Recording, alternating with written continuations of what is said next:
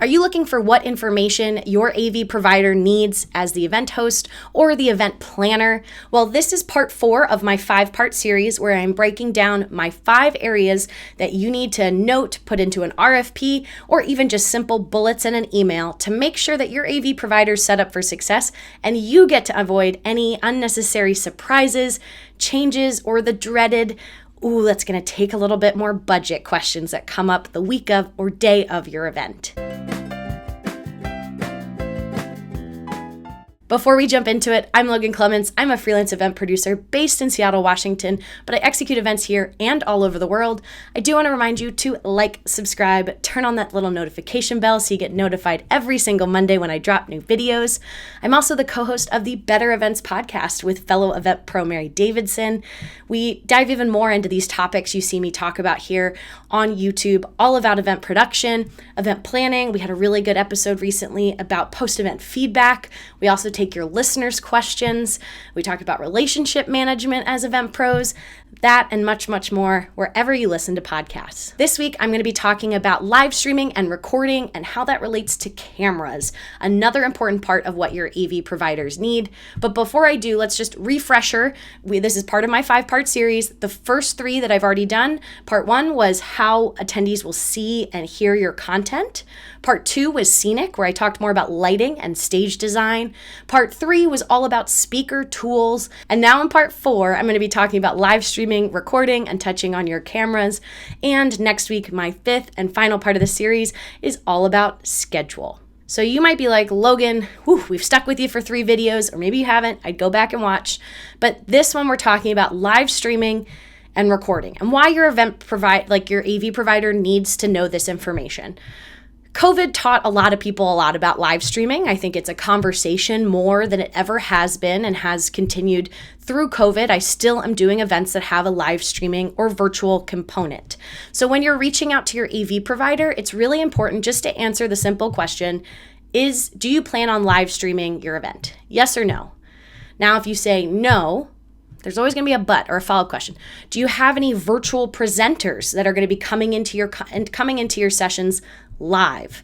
So are you streaming out to people, yes or no? Are you also receiving anything in, meaning a virtual presenter in, yes or no? And those 2 questions are going to be really helpful for your AV provider because I think there's a lot of hidden equipment and costs that come up with live streaming. We've also all experienced how fickle the internet can be at times. And so I've just found if you want to have a live stream element to your event, that's usually not a cheap add-on. That is not something that is inconsequential as a budget item. So making sure you know, are we doing it? Yes or no? If you are as far as knowing what exact platform you want to stream to, meaning are you streaming to YouTube, Facebook? Are you utilizing Zoom? Is it a webinar? Whatever it is, having that answer can also help your AV provider understand what they need to provide from an equipment perspective. Now, that's live streaming, and it can get more complicated, but again, these are just basic questions you need to know the answer to for your AV provider. Now we get into recording. So this is something that you can't really record your event without cameras. Now you could record the audio only if you wanted. That's possible. But if you want any kind of video recording, that means you need to have cameras in the room.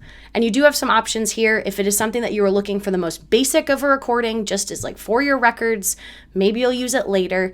You could maybe have a single camera in the room, a single camera on a tripod without anyone operating it. They make a nice wide shot of your stage and you leave it. And you just start the recording and that is it. Set it and forget it. More often than not, you'll see a standard 2-camera shoot, meaning you have 2 cameras. They are both at the back of the room, so they're nice and centered. One camera is a wide shot and one camera is a close, tight shot. And often you will have one operator, one person, human, behind each camera. That is like the standard setup. If you have a more like robust show, maybe you have more than one camera. I've had shows where we've had 5 or 6 cameras because they've wanted that very dynamic, not just recording, but also talking about IMAG, which again, I will link to that video that I explained what IMAG is, but it's essentially image magnification. It's how you can see people nice and big on the screens. My analogy is if you go to a concert, if you see Taylor Swift, most people don't get to see Taylor Swift up close. What they are watching and experiencing the concert through is IMAG, is that live camera shot. So that is something that if you particularly have a big room, you really want to make sure that you have iMag to help your attendees really see your presenters. So that's something that's really important to think about is recording, and are you doing iMag in the room? Another piece here too is to think about your accessibility. Are you also going to have a sign language interpreter? Are you going to have something else? Because that would require another camera and then a different switcher to be able to overlay your video with your sign language interpreter video in the corner. So that's something to think about: recording, live streaming, as well as that accessibility piece. I'm thinking about that because it just came up for me at an event and it was something we had to scramble and adjust. Now, one pro tip I have for you is PTZ, pan tilt zoom cameras have also come a long way. They've been quite nice. These are more like remote controlled joystick cameras. They are a great solution if you are looking to save some money and you're not looking to spend as much. And or if you want to add a third camera, maybe something near a DJ, like a fun camera or something near the front of the room, I would encourage you to ask your AV provider if they have PTZ cameras and if there's any opportunity there in your quote to maybe save a little money and use a PTZ camera.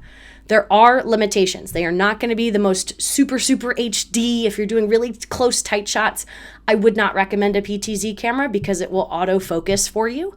That is where a human operating a camera would be able to focus and make sure you have a nice clear picture, versus PTZ will sometimes focus on the wrong thing. But that again has been a really good resource for me with some clients that want to have an elevated show but don't have the resources just yet to be able to do that. So think about your PTZ camera option, think about your recording, think about what you want to do to live stream where you're streaming out, and that will really impact your AV provider's quote. So that was part 4, talking all about live streaming and recording. Reminder that next week I will be dropping part 5, which is where I'm going to dive into schedule, such an important part of what your AV provider needs. I want to thank you for watching, and I'll see you in part 5.